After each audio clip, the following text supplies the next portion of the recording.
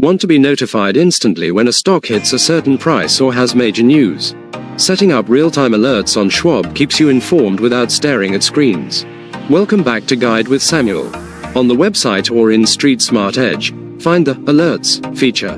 You can create alerts based on price, e.g., AAPL above $200, volume, percentage change, or news headlines. You can choose to be notified via email, text message, or a pop-up within the trading platform.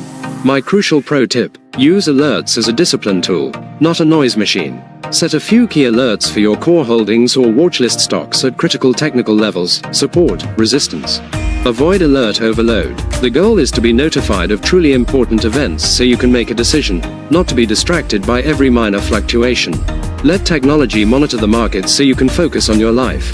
What's the one stock or price level you'd set an alert for right now? For more guides on smart trading tools, hit subscribe.